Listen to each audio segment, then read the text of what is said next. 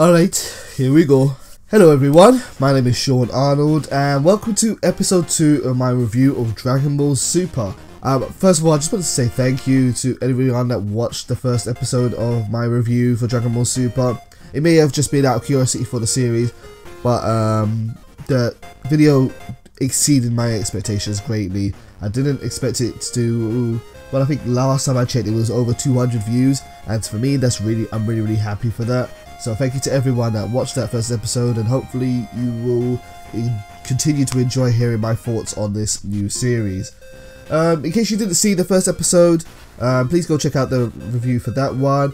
But if you did, then you will know that I gave the first episode a 5 out of 10 as my score for it. For this episode, I'm actually going to score it a 4 out of 10.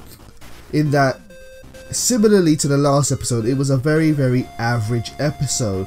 And not a lot really happened. We did learn a couple of new things, but not that they were actually new, but just new about how the series is going to be. I don't think it was as good as the first episode, because the first episode was the comeback episode. It was the refresher episode, and it was great to see members of the cast. I did, however, enjoy this episode a little bit more because of who was in it. But again, nothing really happened at all. Although I am enjoying the series, it was a little bit disappointing to see what was going on in this episode here. The first thing which I really liked about the second episode was the flashback. How do I say the flashback? It's not actually a flashback, but it's more of a recount of what happened in the previous episode. Most animes kind of do this, where at the start of the episode, after the title, they'll say, "In the last episode, this is what happened." In fact, it was quite iconic for Dragon Ball Z to do that, because you had that great voice to go with it. This one, it wasn't really special, but what I really did like was hearing kind of a big band or orchestral version of Cha La He Cha La. Cha La He Cha La is a iconic song for the Japanese version of Dragon Ball. It was present in the Dragon Ball Xenoverse, and to hear this kind of orchestral version, it was really just nice to hear. I really enjoyed hearing that song for a little bit, and I think that's kind of what this series should be doing. It should be paying homage to the previous, to what the franchise has already built up, but also be developing it and making it brand new in different ways. So really great to hear that song. Then came my first letdown for the episode. I got the impression that Beerus and Whis haven't actually been formally introduced to the series yet. In that Goku and the gang haven't actually met these characters. In the first episode, I assumed that it was carrying on from where Dragon Ball Z Battle of Gods and or where Resurrection of Frieza had left off. Because the movies did so well, so many people saw them, I just assumed that they will naturally carry on.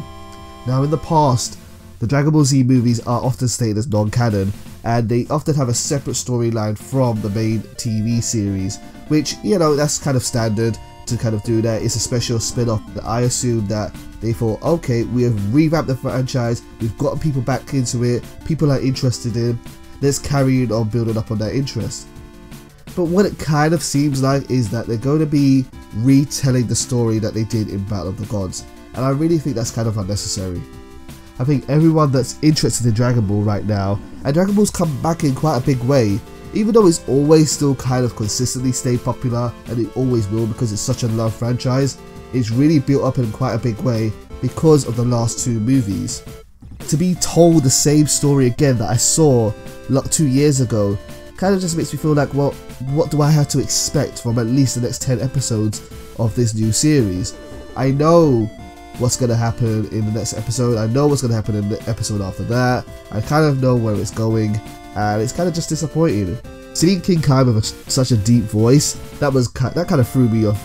I didn't realise King Kai had such a deep voice in Japanese. I'm used to his kind of piggish kind of voice in English, but that was really cool to see King Kai again. And then you get another Goku eating gag. Goku wrecks into King Kai's house, and while King Kai's fixing it up, Goku's there eating away, because Goku eating a big bowl of food is funny still, isn't it? And this is kind of where I'm worried about the series, in that it's important. I feel like it's important to respect the older material, but don't do the same things that Dragon Ball Z did already. Don't do the same things that Dragon Ball did. The same old jokes, the same old story. Don't just keep relying on those old things to make this a good thing. And to see Goku making the same old jokes. Haha guys, I'm really dumb, but I'm the strongest in the universe, and I like to eat a lot because eating is funny and that's all I care about is food. It's so old.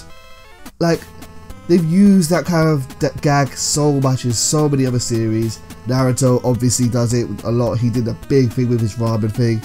It's just such an old gag, and it's kind of going to bring me onto the theme of this episode on how the characters develop. Goku kind of just hasn't changed, and I'm kind of disappointed about that. I want to see Goku as a character grow. I want to see him move on in his life. I want to see him not just transform it like into a higher being, but transform as a person, as a character. Unfortunately, you don't really get that from him. I've likened Goku quite often to John Cena, and in that, if you're anyone that watches WWE, you know that John Cena is always the guy who's portrayed as the underdog, but he gets back up and he's gonna win. And Goku's kind of the same. He acts like he's like the most naive, most dumb guy, but yet he's the strongest in the universe. And I'm going to talk a bit more about that when I get into the next character. But before that, I will say it was nice seeing Goku in a tracksuit, showing that it's a reflection of modern times. I don't think they've ever really had characters in tracksuits except of Gohan, which is kind of a good reflection that they are trying to make the series a bit modern. Although I could be kind of pulling for that one there. Then most of the story kind of focuses on Vegeta and him having a family day out. I really enjoyed this part of the show because it showed that they were definitely respecting the Dragon Ball Z storyline. In fact, it made references to things which I had completely forgotten about. For example, Vegeta says that his reason why he's spending the time with his family is because he made a promise to Trunks, and he did. He promised Trunks way back in Dragon Ball Z that if you manage to land a single punch on him, then he will take you out for a day to an amusement park. And so that's what this was about. He was going out with his family to pay to keep his promise to his son. And I just didn't expect them to, you know, like, to make reference to such a tiny little thing, a tiny little detail, and I think that was kind of cool. This segment of the show showed that Vegeta is changing as a character, unlike Goku. One of the most famous parts of the Buu saga was when Vegeta sacrificed his life. It was a big episode. Vegeta said that he was going to sacrifice his life for his kids, for his wife, for Goku, for his friends, and it kind of showed that this guy who was formerly a mercenary badass had changed and was doing something for other people. In fact, there was this whole conversation between him and Piccolo about whether he will end up going to hell or heaven and how he feels remorseful for his actions. And it was really great to see that they kind of still allowing Vegeta to grow as a character. They're allowing him to spend time with his family to show that he does kind of care about his kids. He does kind of care about those who aren't himself. And he cares about other things except for fighting. Now, his main motivation is very clearly still on becoming #1 and beating Goku, because at the end of the Buu saga, he actually just straight up admitted, "Goku, you are the best." And I'm kind of like, once again, I'm glad to see that they are referring to such a detail like that, and they are building upon it, as opposed to just relying on telling the same old story with this character again and again. I think Vegeta is the most interesting character so far. Then you get to see a little bit of Beerus and Whis. Whis is going around the universe serving Beerus's interests, and it shows that Beerus is beginning to have visions of a Super Saiyan God. It's the same old storyline which they had in Dragon Ball Z Battle of Gods. In fact, in the Vegeta family segment, they even talk about Bulma's birthday, so I can kind of see where this is all going. It's all going back to the exact same story that they had in the movie, where it's going to be Bulma's birthday. Beerus is going to go see Goku, fight Goku on King Kai's planet. He's going to get beaten up in Super Saiyan 3 mode. Then he's going to go to planet Earth. He's going to fight everyone there, going to wreck them. Vegeta's going to get mad, etc, etc. We've seen the movie, we've played it in the games, we know what the storyline is, and so it means that there's not going to really be anything special in the next couple of episodes, which is really disappointing to me. what I do hope is that it does add a bit more details about the things which we couldn't see within the length of a movie. For example, I like to see how Whis can actually speak different languages to other different races throughout the universe, and it's tiny things like that which kind of do make it enjoyable to watch or retread the same ground. But again, it's hard to get excited for what you've already seen. Yeah, that's kind of really it. Really, it was good to see Vegeta again. It was good to see that Vegeta is being motivated to beat Goku and that he's motivated to become the #1 in the universe. It was great to see that he's actually growing as a character and changing a little bit, as opposed to Goku, who is still exactly the same happy-go-lucky person, which makes it kind of like, you know, you're a dad now, you're an old man now.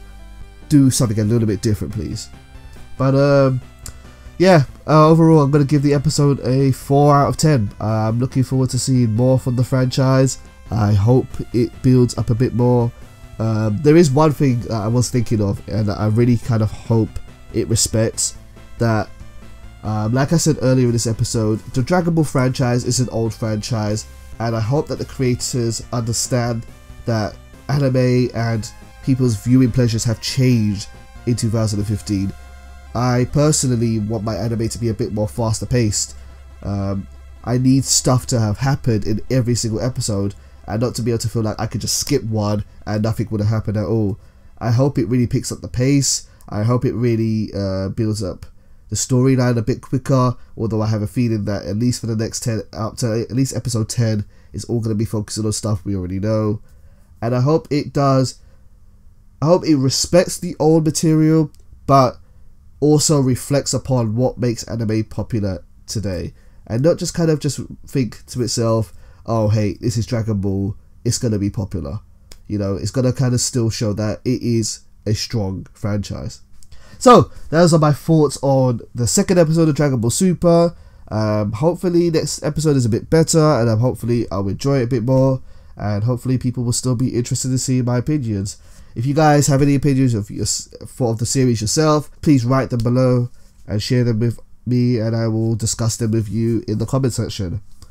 Anyway, that's enough waffle from me. I think this episode is pretty much just as long as the last one was, so I'm going to shut up now. Much love, take care, and goodbye.